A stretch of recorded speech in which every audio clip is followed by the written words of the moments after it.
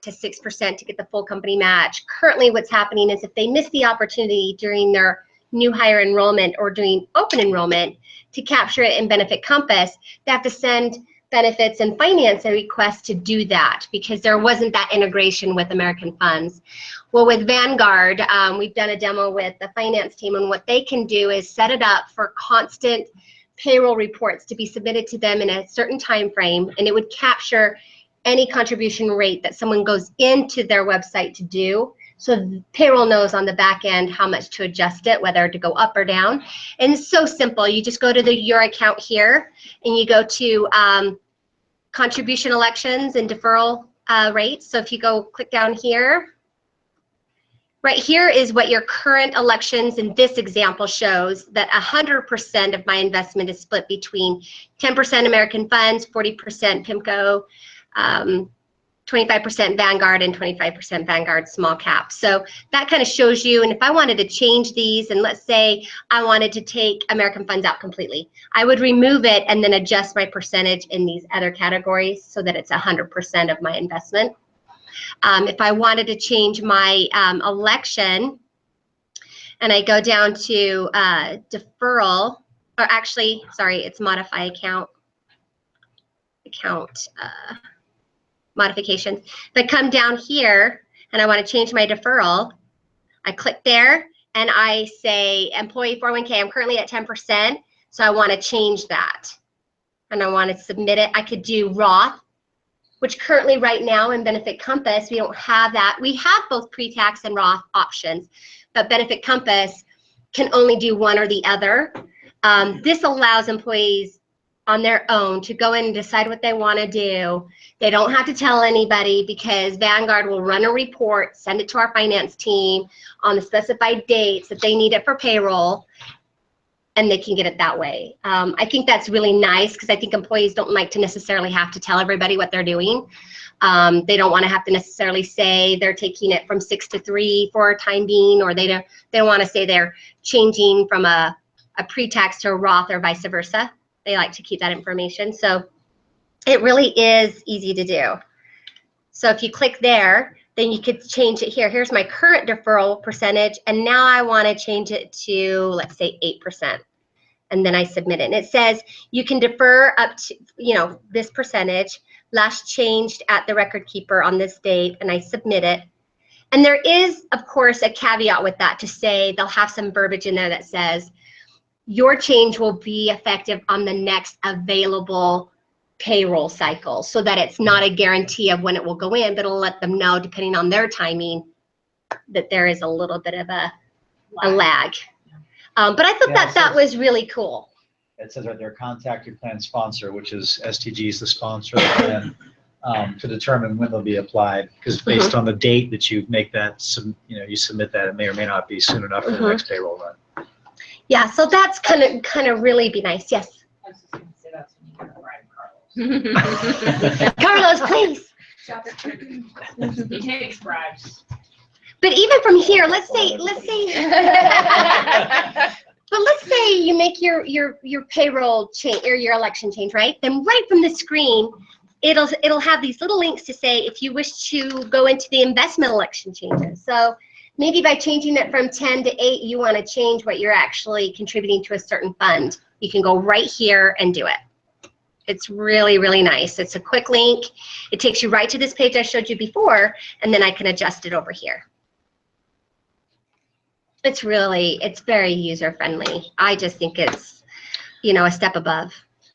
Another difference that I think is a benefit, Vanguard offers target risk funds that effectively are the same thing as the model portfolios we rolled out not too long ago. And a target risk fund, for example, would be Vanguard Aggressive Growth, or Vanguard Balanced, or Vanguard Conservative.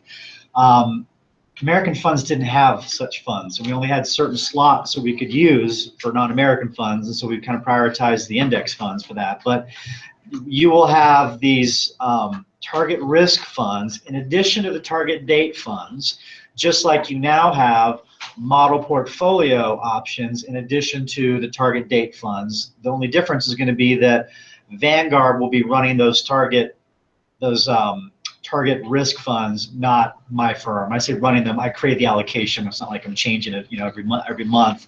But that'll just be a little bit cleaner and a little clearer who's doing what. Also, Vanguard has a tool, just like the tool that we also rolled out not too long ago, where someone can go online, enter in some information and their goals and risk profile, and it will suggest a fund for you that will be on your menu. So again, it's just kind of streamlining a lot of what's already there. This I can say that if we do make this change, there will be nothing that you have now that's going to be taken away. It's only going to enhance, simplify, and streamline, and and provide some additional options. The one thing that's sometimes causes some concern or some anxiety is, well, during the transition, there's a period called a blackout period. And if you worked companies before, maybe you've experienced those. A blackout period is a period where you can't change your investments. And it's unavoidable whenever you make a change in record keepers, because effectively American Funds wires money on a certain day to Vanguard. Your money, it's all sub-accounted, and then Vanguard has to reconcile everything and make sure that it all got there, and then there's nothing that needs to be cleaned up. Sometimes, if things don't go super cleanly, then that blackout period can last a few weeks, rarely longer than that. I actually had a client of mine, on the personal side, his employer made a change, and it lasted a few months, and it was during a time where the market was falling off a cliff. Just because the market's going down doesn't mean that people should sell, right? But it doesn't feel good to not have that option. So that's always a concern and a potential downside of making a change, and it's unavoidable. And in fact, we, STG and my firm, have zero control over how smoothly that goes. What we do have control over is making sure that if we're changing vendors, that the new vendor is reputable, capable, and able to do a good job, and you just keep your fingers crossed and hope it all goes smoothly, and Vanguard certainly is all those things. So just realize that if this does happen, and it happened when we went from Great West Life to American Funds, same thing, there's a blackout period, but sometimes they can be 24 hours, so they can be really short. Now, you're still invested in the market, okay? You're not uninvested, you're still invested in the market. Your contributions. You have to make your selections though before that. Yeah, I'll go over that in just a moment. Your contributions can still be made too. So none of that, it's just changes that you can't make, like changes of your investments during this blackout period. So when you make a conversion, this is also called a conversion from one record keeper to the next. A plan sponsor, STG, will effectively get to choose among two options. They can either have a mapped conversion where whatever your money is and all your funds now, there will be a similar fund on the new fund menu that it will go into. So that's one option. Or you can have a effectively a re-enrollment where it puts you in a target date fund based upon your age.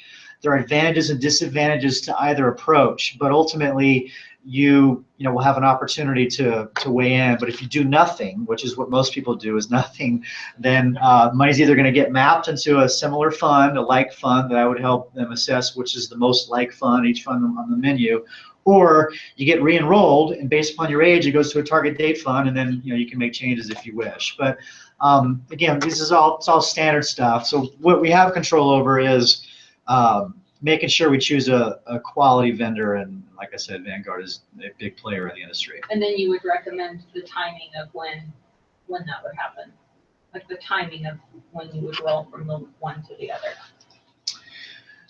Meaning that The timeline for the blackout to start. Yeah, like you wouldn't say, hey, let's do this right when Trump's sworn in. That would be a great time for us to roll. Oh, right. You're exactly right. Right the when the timeline. market might be super volatile. Let's turn this key. That would be great. Like you might maybe forecast a little bit as to when the right time would be to maybe Yeah, well, Maybe pick that up. you might be giving me too much credit with the crystal ball that you but you're right. I think the Trump election is a perfect example of it's probably not a good time to make it. You're exactly right. I'm trying to remember what the event was when it was this past summer that my client had this, and it was everybody was really stressed, and it was a mess. And it was going from a platform that was super unique, nothing like what you have, and kind of like something that you used to see a lot of 40 years ago into a modern platform. And when you're doing that, you know, it can be messy, but we don't anticipate anything to be messy, but sometimes things come up. We will do, like I said, everything we can, which is not much to shrink the blackout period. But that's unavoidable. It's part of the deal. So, but again, you're not uninvested, and most people are concerned about, well, out of the market for, you know, what if it goes up? But the flip side is you can't move to cash if you felt that was the right thing to do if there was some volatility, which, you know, usually the answer is to buy more, right? Not go to cash, but we don't have to go talk in detail about that. So those are the main concerns that most participants, I think, will probably have is, what is this blackout period? It just sounds bad, you know? And then, you know, what is changing? Is anything going to be taken away? No. And lastly, the plan provisions, we are going to take a fresh look at and consider maybe refining a plan provision or two, because it's kind of a good time to make any changes. But the plan provision has nothing to do with the change to Vanguard, meaning you can have exactly the same provisions and would have exactly the same provisions if we made this change and didn't choose to consider making any other changes. So that's really unrelated to this. But at this time, we are going to revisit a handful of provisions that, you know, we often do. And the reason for that too is anytime your summary plan is set, any amendments or provision changes comes at a cost. And not only does it come at a cost to evaluate that and make any changes, but there's also a notification that needs to go out to participants ahead of time. So there's a lot of staging for that. And since we're already going to be looking at it, now's the time to reassess it at that time, so we're not incurring additional expenses, additional notifications. It makes it a little bit better. That we're going to be taking a look at? Well, there's a list, and we haven't actually met. So to your question, we haven't actually met with Jeff to define what those are. There are things that pertain to that pertain to like the plan itself, as far as you know, in service distribution. It might be, I don't think we're going to be looking at vesting schedule or anything like that. That should stay the same. Just minor things that would be a good time to look at to stay competitive. And I was just trying to emphasize that they're unrelated. But when we do make a change, because of the notifications need to go out and everything else, it's just kind of a good time. And plus, you spend a lot of time on the project with the information in front of you, including the plan document. And so it's just a good time to revisit things. Yeah, when I said there's a list of plan provisions that we always review, right? So this will be no different than that. But in the event that there's any changes that you know, STG feels that they should consider, it's a good time to do that. Yeah. I have a question on the finance side, meaning our finance department. I know that they were hoping for an Excel version of the contribution and census upload file, what that looks like, so they can test it and see what that looks like, what the burden on that department would be with a possible change. Is that something that will be coming?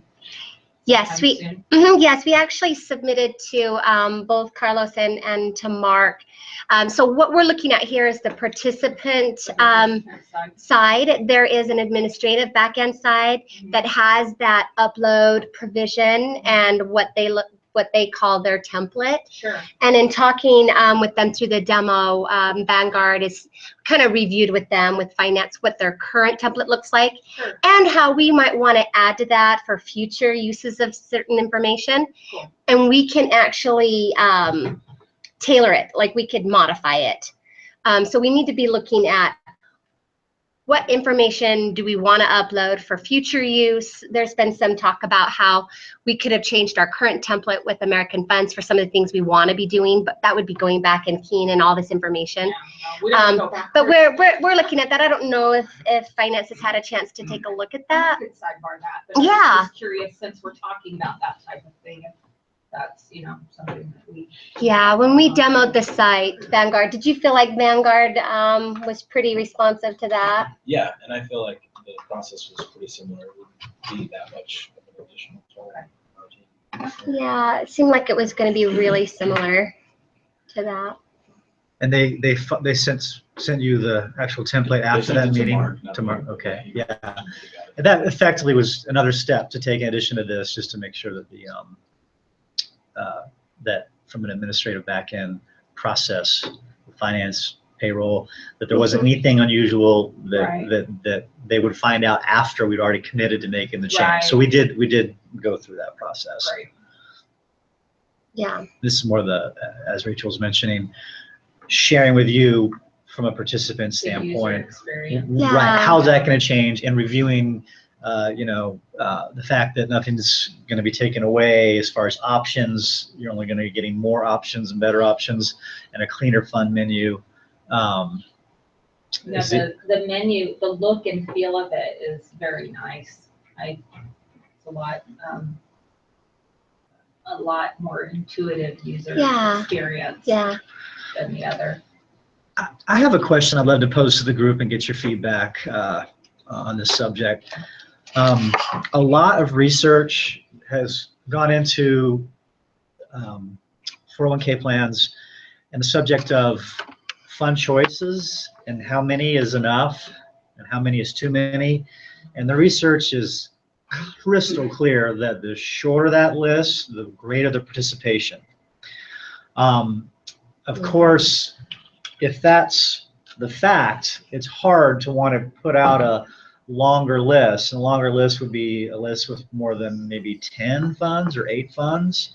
On the other hand, a certain group of any company is going to love to have more choice, And so that's a tough philosophical decision that the SRG will need to make. And when we make this transition, again, it's going to be a cleaner menu. Right now you have several funds that are very redundant from one another, and that was because of the proprietary fund requirement, which is thankfully going away. But we may end up with a fund menu that's shorter, or maybe considerably shorter, if in working with STG, if they think that's the right thing to do. And my role is to tell them the research, to tell them, to show them what the options are, and to, just from my experience, this is what's probably going to happen. If you make the fund list shorter, your participation rate will probably go up, and you'll probably have a group of employees that won't be happy because they want more choice. If you make the fund list longer, then you'll make that group, however big it is, happy, but you're going to have a lot of people like, oh my goodness, how do I choose from 25 or 35 funds? So what do you think, knowing what you know, or knowing what I just said, and just assuming that that's accurate, that the shorter the list, the greater participation rate, what do you think the right thing to do is? I'm just curious. I have my 2 cents, but you go ahead. I'm a choice person. I prefer to You're in that group. Okay. Okay, all right. Is there? I'll vote. This is Garth. I'll vote for choice as well. But it makes sense to keep things simple. And if we had in-service withdrawal, then you get the best of both worlds. Because if you did want to go to a different vehicle with your investments, you could, and then you keep the STG part of it simple. Okay. Anyone else want to weigh in? Personally, I think, I mean, and I understand we work with a bunch of analytical people, and there are going to be a few that are going to be that way, but I think if you have more than 8 or 10, you're just spinning your wheels. As long as the options are there. I mean, if you have 8 funds and 3 of them are identical, that's worthless. Right. But if you can get super risky international startup investment, and you can get muni funds, I mean, I think more than 8 or 10 is more than enough. That would be my point. It's about the participation. You want the fund to grow. You want it to do well. You want more participation. And if you have a good variety, I want you to show me something. if you have a good variety in the fund, right, to your point, and to chicks, if it's not redundant and you have some risky things in there, that some great tech, right, some good Absolutely. good things that people, if they want to roll the dice, they can. But you want the plan to grow, and you want, at the end of the day, you want to drive participation. So I think that 10 is plenty, as long as you've got a great list to choose from. No question Yeah, to me is if we roll Excuse me, this and over. this is Rebecca. And a different perspective is that I'm a financial advisor, so I just give him all the options, and he chooses for me. So that's another perspective.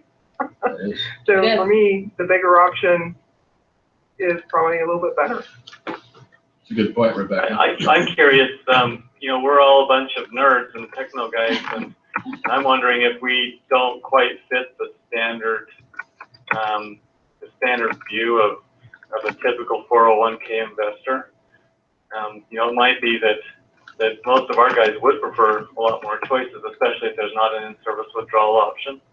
And then, keep the money there, but I don't know, maybe it still holds even for the tech kind of guys that we want fewer choices.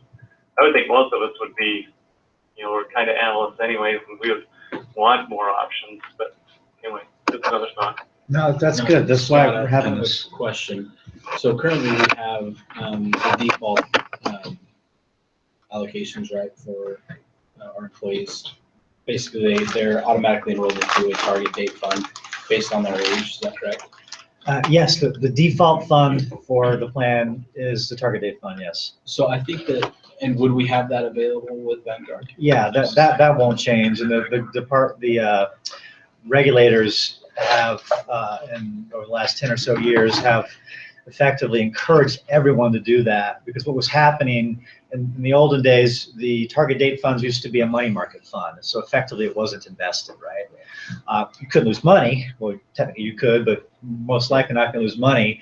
But what was happening was people would, for 30 years, who didn't pay attention for who knows what reason, realized that my money didn't grow because I didn't do anything with it. So the kind of paternalistic approach of you need to invest, and you should probably invest based upon your age, and it was deemed and approved by high reaches of government that was the right thing to do. And then they gave employers basically some fiduciary relief or fiduciary liability relief if they did that, because the concern of this employer was, well, I don't want to force my employees into a fund that then loses money they didn't even know about. Well, that was the old thinking, and that's been, emphatically, we're through that. So yeah, it'll be a target date fund just like it was before. We believe it's the right thing to do, just like the government does. But certainly anyone who wants to make a choice can choose whatever they want, right? And the reason I posed the question is because I think that if we're already giving the default option, right? Yeah. I think it won't deter people from investing, even if there are a lot of options, because most people are going to be comfortable, I think, with the default. Yeah, And I don't know what our percentage is today as of how many people have even gone in and made a different election aside from their default, but I'd venture to say The majority of our participants have remained in the default fund. And that speaks to a lot, right? That not many people have gone in and made a different choice. Yeah, in fact, we tracked that, and off the cuff, I don't recall, but I think it's almost 50%. And in the industry, the percentage of assets that is in target date funds is approaching 50%, and they're barely 10 or so years old. So it's fun, and that's because no one's doing anything. They just let it go. They just say, okay, great. But that's a very good point. And some of the research that I was citing, that research is not necessarily just the last 10 years. It's just over time. That's a very good point, actually. We do also track if there's a large amount of money in the cash money market. That's a potential red flag. There are some reasons for people that might be the right thing for them to do. But if you see a lot of it, it usually means that people are afraid about what's going on in the market, and there's potential education opportunities. So anyway, we track and monitor all that. But that's a good point. That's a good point about the choice. To to be a little bit more clear on the spectrum of what's simple and what's kind of overkill might be helpful. So that I think the two best examples of crazy simple are the like the government thrift plan. If you ever know anyone who worked for the federal government, or Utah retirement systems, which covers most all state, municipal, school, city workers. And both of those plans, I think the thrift plan has like 4 choices, I think, and the URS plan has, I believe, about 6 to 8. For example, large cap US, small cap US, international, developed, international, emerging, and then I think a couple bond funds and cash, and that's it. And so, and the thrift plan is even simpler than that. It's like stocks, and bonds. So those would be more or less extreme examples. So on the other end of the spectrum would be, offering things like sector funds. Once you add a sector fund, you should probably add all sectors. If somebody wants to do that approach, then they need access to all of them to build a portfolio. And do you want to have large cap growth, large cap value, and large cap blend, or is large cap just good enough? And again, you can slice and dice a portfolio infinitely small pieces. So where do you stop? That's always kind of the challenge. And also, in addition to that, the other choice is, well, do we have all index funds? Well, some people believe that managed funds are the right choice, or some managed funds in certain categories are the right choice. And, is it our role to make that choice for them? But then if we have a managed fund, an index fund in every category, you'll be at 25 or 50 like that, So anyway, these are decisions that we don't take lightly, and that I will work with them on, but I just wanted to get your take on that. So now that I've kind of been a little more specific, any other kind of closing comments on that topic? Carlos' point is well taken. Good job. Hey, Rach, can you show us how, as a fund goes along, you get out of balance? How do you transfer within your allocation? Oh, okay. So if you want to edit your contribution elections? No, not my elections. I want to change where my money is. Because if I've been aggressive and my aggressive fund has done well, I wanted it to be 50% of my investment, but now it's 85% of my investment, and I want to pull it out. I want to get that back to 50%. I don't want 85% of my money now, my total money that I've saved up, being in an aggressive fund. I want to move it to something more secure, so I'm back to my original 50, 25, 25. How do I transfer? How do I transfer? Do you want to see if I can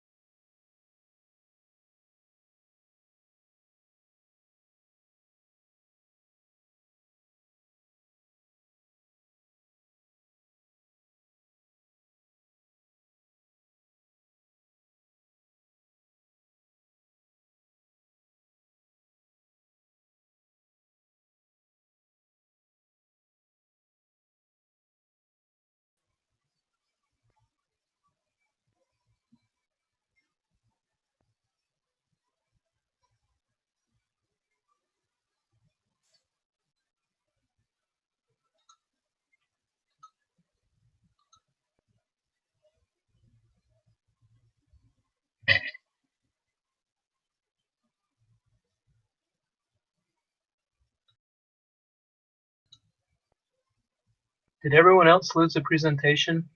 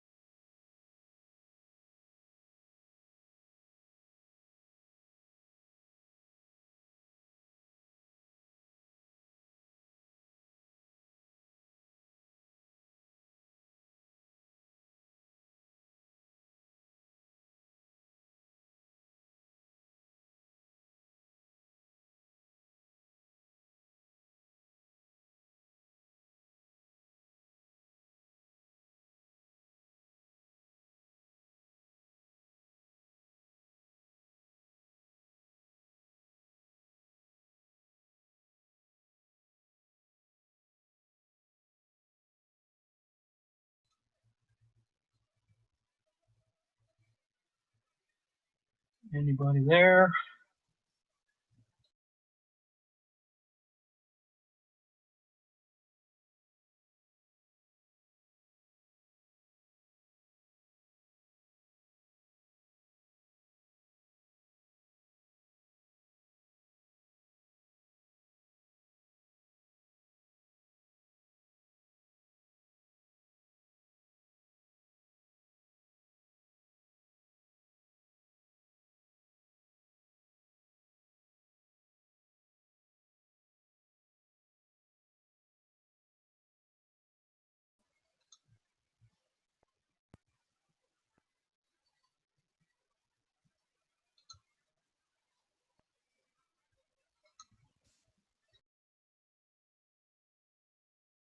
On time and Yeah, seriously. so. Anything else? Can we minimize this? You think, what would you guess as a group, what would you guess the biggest concerns, if it's, announced that we're going to move forward with this change? What would you guess the biggest concerns would be for, not just you, but your peers? The blackout period. Just the fact there's a change. Any change? Yeah, change period. I think most people won't care. They'll read their email. It'll be like, wait, what? Call it. What? My stuff's blacked out? How come my bookmark doesn't work anymore? Log in, now it won't work anymore. Yeah, IT. Like, it's not working. This is call Rachel, call Rachel. I think the biggest part of it is just reassuring people that it's going from a reputable place to a reputable place. Right. Just to use a phrase that's bandied about the financial community a lot. Most people aren't so much concerned about the return on their money as the return of their money. And so really the fine points they're not going to pay that much attention to. They just want to know that it's safe. Yeah. Rachel is very, very good at our communication pieces, especially in combination with any of our vendors like you or our other, benefits vendors. So I'm not really concerned about that. You communicate well and often, so I'm okay with that. I honestly think, if anything, it'll just be making sure people understand the blackout. Like I said, the blackout period, they just need to understand what that means and that we don't really have control over how long that will be, but that we'll keep everyone informed. Mm-hmm. And that'll be it.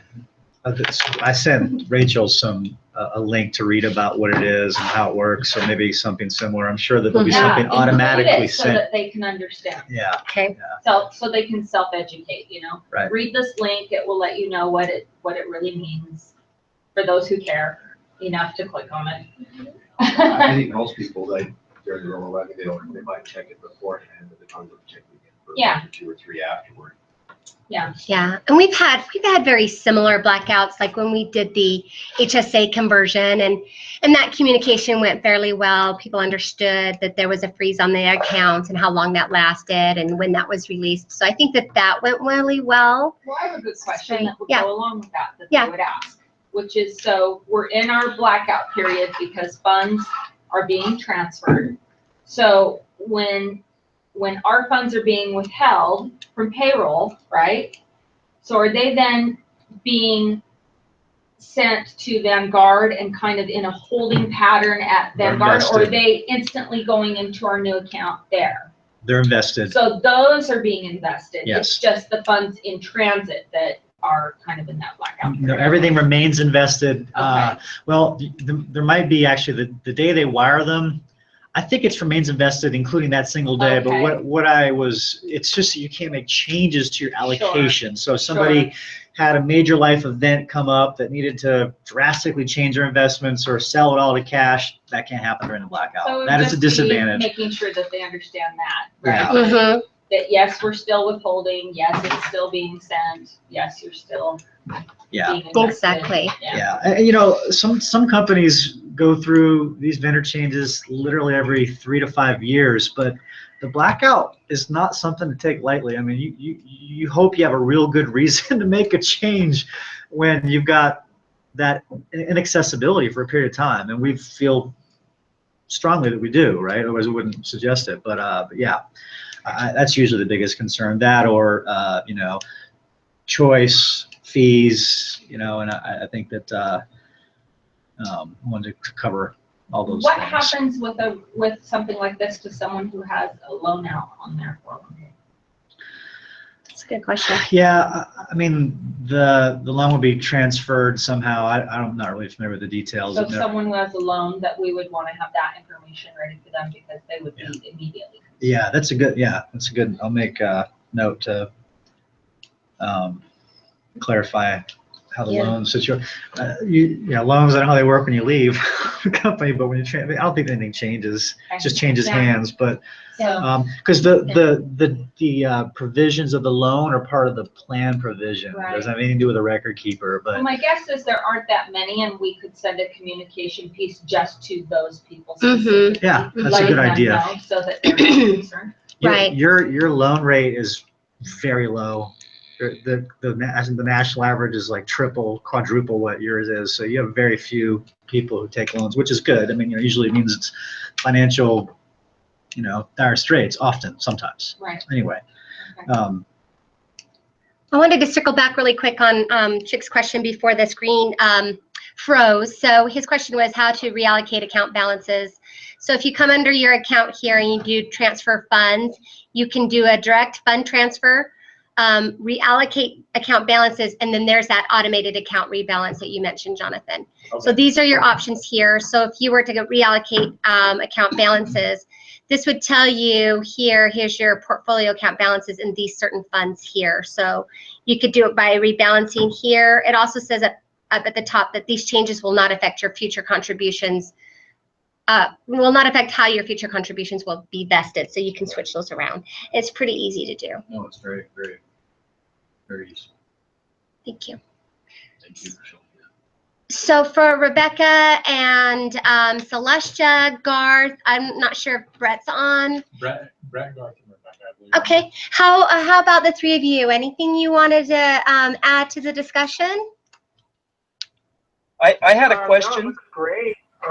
Really, it does look like a much easier website to use, and just my weigh in on the fund options or the options. Yeah. More is better. Yep. And then whenever we discuss new provisions, perhaps, I know I talked to Jeff about this. Yep. There was some discussions around in-service withdrawals after the age of 59 and a half. Yep. Which allows people like myself to maybe strategically manage my money a little differently and move it around outside of the the 401k plan. Yeah. Yeah. So those are my two concerns. Okay. Yeah. Perfect. Thank you. Thank you, Rebecca. Thank you. And Garth and Brett, anything? This is Brett. Can you hear me? Yahoo! You like the ship? Great place. Yeah, we really, you know, Scott's a great advocate for our 401k, and we're really, really excited to have this opportunity. And you know, we have Jeff's support. We haven't gotten into the details of anything yet, but wanted to have an opportunity to have participants, yourselves included, to participate in a discussion so we can make sure we're on target. But what's your guess on when this may happen? I don't know when it might or could happen. The process typically takes 60 to 90 days. So once the final decision is made, you know, rarely does it take longer than 90 days, and sometimes as soon as 60. So we may be looking, yeah. So at this point, likely second quarter. If we move forward, it would likely occur. The change would occur in the second quarter. Okay. Right, nothing's been finalized, but we are still vetting the process. Hey, can I make a request? So Rebecca made the request to debit in-service withdrawals at 59.5. Yeah. Could we maybe look at other options, like maybe if you've been with the company, you know, every 5 or 10 years, or since I'm getting close to 56, could we make it 56.5? That's hysterical. So we are going to discuss in-service distributions as a revisit that provision. So you're being heard, and I hear, you know, don't. Your case will be pled. Yeah, and I would think you'd have a hard time bending the elbow of IRS to change it from 59.5. What's that? You can do Well, in-service withdrawals before 59.5. It's just a provision in the plan, isn't it? Right. Well, it's an IRS rule that you should be able to do that without tax penalty or without penalty. Is that true? The plan provision is separate and distinct from the IRS rule you're referring to. Okay. A plan provision, yeah, it's just a plan provision. Whether the age at which states that one can distribute their funds while still working is unrelated to the 59.5 rule. They're often spoken about together because, you know, when someone thinks about doing that and they're under 59.5, then, you know, they're going to be subject to penalties and income tax, or obviously income taxes, but penalties possibly too. But yeah, they're unrelated. Unless you roll it into another qualified plan. Right. If you take money under 59.5, move it to an IRA or another 401k, then yeah, the tax issues are not in play. And so, and you might have mentioned this, how long will the blackout period be? So a good estimation would be a couple weeks. It can be as fast as a couple days, and it can be several months if the wheels fall off, which we are not expecting. I just wanted to mention that because it happened recently. But again, that was an example of a very dated plan that had all kinds of weirdness that when the new provider received the data, you know, they freaked out. But your plan is very plain vanilla, and we already did a conversion. Yep. Was it 5 year? It was probably 3 years ago, 4 years ago. So it wasn't that long. No, not to Kansas. From Great West. From Great West. I think it was about 4 years ago. Yeah, so that was already recent, and in fact, we did have a couple of issues with that, not with the blackout, but with some investments, some stable value fund that had some put options and blah blah. But anyway, we're not expecting anything to be unusual or weird, and I certainly hope it will not be more than a week or so. And the only reason I question is because with the new administration, you never know what's going to happen. Yeah. That's why second quarter will be better. Yeah. I was going to say I'm hearing the second quarter being more favorable. More favorable. But do you really? We're just one tweet away all the time, right?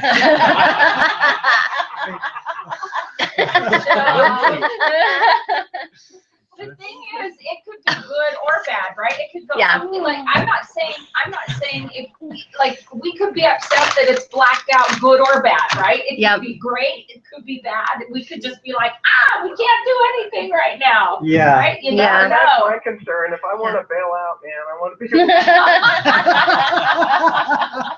I'm trying to be positive here. That's funny.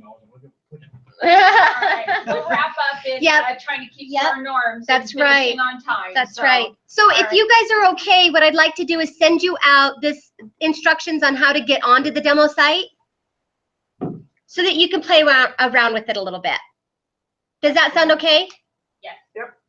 Okay, and then if you guys can continue to give us feedback as you go through it, if there's anything that raises any red flags, please let us know. Great, thank you. Thank you all so much. Thanks, I everyone. appreciate your participation. Okay. Thank you. Thank you.